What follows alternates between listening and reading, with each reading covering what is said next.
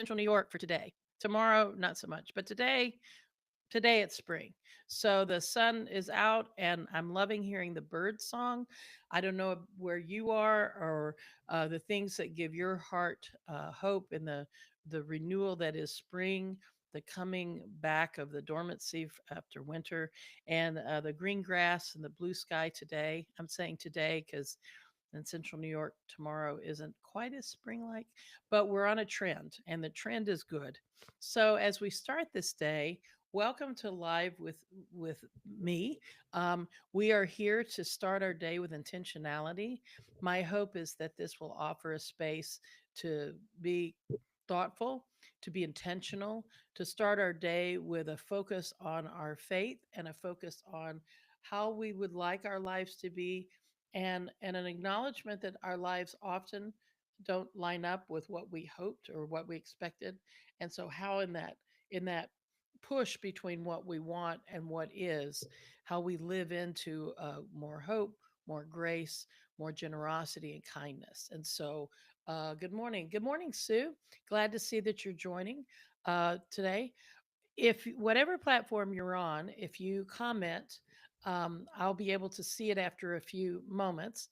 But especially if there's something that's been on your heart or your mind, something you'd like to discuss in this space, we can have discussions even in this space with a little hesitation for things to post and all. So, and then also, of course, if you have prayer requests or if there's something happening in your life for which you would like some nurture, this is a place to share that as well and to let us know how to pray for you and to come together as God's people in all walks of life. So I was thinking this morning as I was waking up and listening to the bird song and thinking about all that's happening in the world. Where do we find peace? How are we people of peace? We often sing peace before us. I had thought about singing this morning. I think I'm going to pass because part of that beautiful spring and greenness, and you may be able to hear in my voice, is I'm a little bit raspy this morning. And so, in this time of new return to life, yes, in dormancy, plants are still alive. Um, I'm not a tremendous gardener, but for those of you who are plant and gardener people, um, this is a season when things are budding and springing up. And so, what is springing up in your life?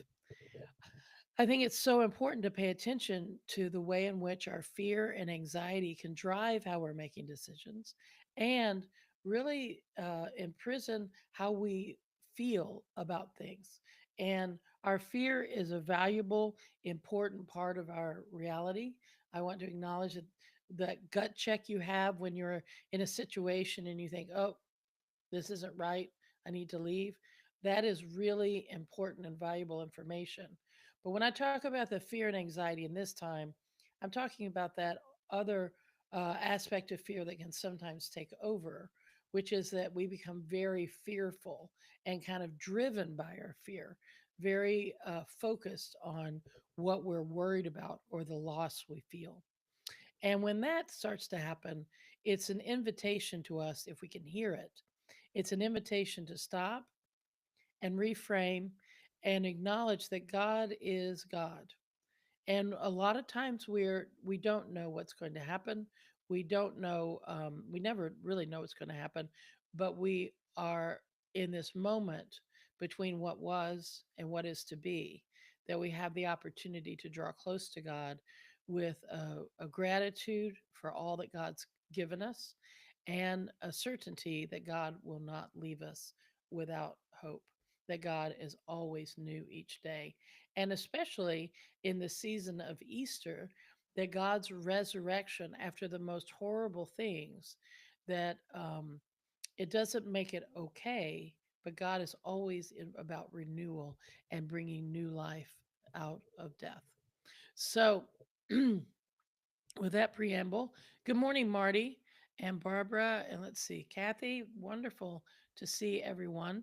Um, excuse me. And as I clear my throat, and I'm going to take a sip of coffee.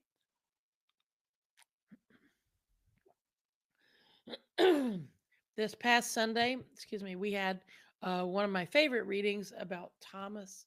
I love Thomas. I love the passion of Thomas in the Gospels. I mean, Thomas is the one that says, "Let us go with Jesus so that we may die with him." His conviction, he's following Jesus, he's in it to win it. He is unstoppable, which we heard on Sunday when we read about the disciples gathering in fear and Thomas not being there, which is an interesting thing. Where was he? You know, I like to say, did he go out for groceries? I mean, what's going on with Thomas? Didn't he know that he was supposed to be terrified and cordoning himself off with the other disciples? And so Jesus appears to the other disciples. They have the opportunity to see Jesus. And then Thomas is there at the next gathering, and they say, "We saw the Lord." And he says, "Unless I see God and see where he was crucified, touch the hands and feet, I will not believe." The certainty of what Thomas needs to know to believe, that he needs to see Jesus. And in this passage you can hear Thomas saying, "Look, I knew Jesus, and unless I see my Jesus, I'm not believing you guys." And that that desire to see Jesus, and also the clarity about what he needs to believe, and then the questioning of faith, which we often lump under the term doubt, in a derisive way. Doubting Thomas, he just didn't get it. He wasn't in the cool club. What's wrong with him? Instead of recognizing that Thomas does something in the Gospels that the other disciples aren't doing. Thomas is seeking Jesus with an intensity and questioning when somebody's telling him things that he doesn't understand. That curiosity and that questioning is such a gift. Now, yes, in the Gospel of John, it tells us that it's written that we may believe. And Jesus says to Thomas, "Blessed are those who have not seen and yet believe."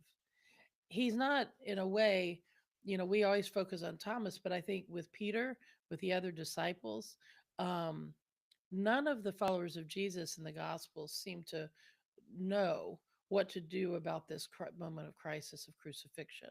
The women go to the tomb to care for the body, and of course, Mary encounter with the angels, and then with the risen Jesus. These moments of encounter that are unexpected and surprising.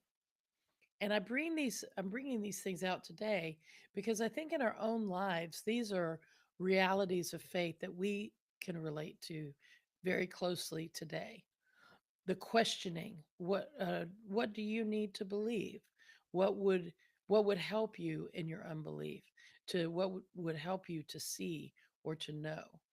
And then to know that others before us have had trouble finding God's way in their own lives, and to take courage from that, and to be at peace knowing that the seeking is the important thing. And then the restoration, in a way, of Thomas and of Peter and of the other apostles in seeing Jesus, in knowing Jesus, in receiving the forgiveness that Jesus is offering, and then being renewed in their own hearts and their own understandings. Our doubt is a sign of confidence and of commitment. If we aren't able to doubt our faith, then we aren't really road testing it, if you will. The doubt is what says, "Wait a minute, is this really, what is this?"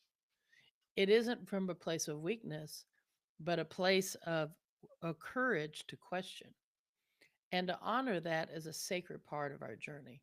The courage to question our faith, and then the openness to question it, not in a way to dismiss it, but to question it in the hope of finding it.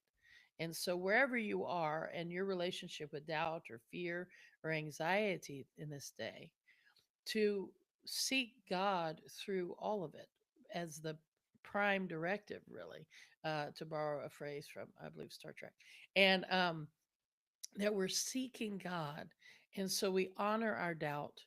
We honor the fear by saying, I recognize I don't know and I don't understand. So I'm coming to you, God, with a heart open. I need to see this. I want to believe. Help me in my unbelief. So I have, let's see, Audrey, good morning. Yeah, Valerie, wonderful to have you with us. Sue, excuse me, um, discerning Thomas. Um, yes, some people should be more discerning. I think all of us, it's so hard. We like believing what we believe. We are comfortable in how we view the world sometimes. And if something comes up that is different, then we want to fight it and say, no, no, no.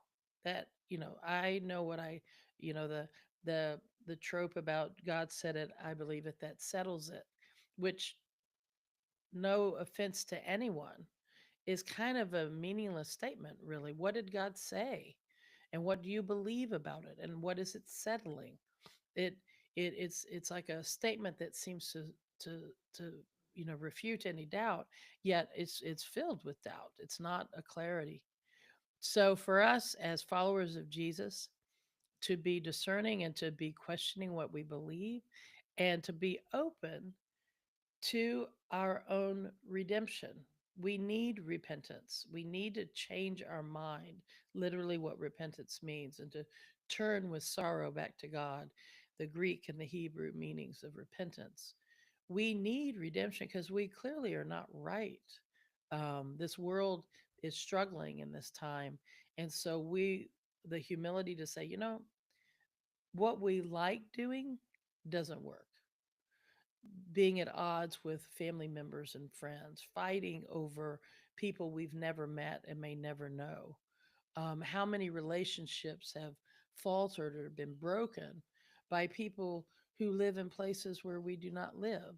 And we're so caught up in the fervor that we lose sight of our beloved friend, our family member, even ourselves. And so, in this time and in this week, and as we start this day, I hope that all of us will begin with a curious heart, with a prayerful heart, where we say, Lord, I need I need help here. I'm having trouble understanding how to be in this moment. And with a willingness to actually be wrong or to change our mind or to try a new thing. Often the thing we need to do most is the thing we're most afraid to do. So, my prayer for all of us is today, and especially on this beautiful spring morning here in central New York, is that we'll turn our hearts to the renewal of spring, and especially to a renewal of our faith, to be open to allowing our doubts to lead us, what we want and need to question, but then that our faith will lead us to accepting and receiving different answers than we may want. So, dear friends, on this day, these are important conversations to be having.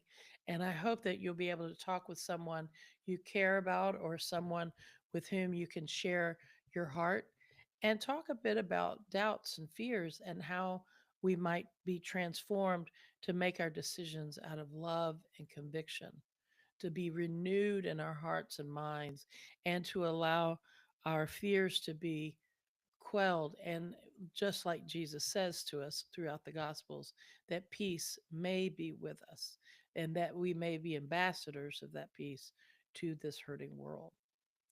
So I hope that you'll be blessed and be a blessing today. I hope that you will find moments of peace and that together we will seek God and know God and love God and then love one another.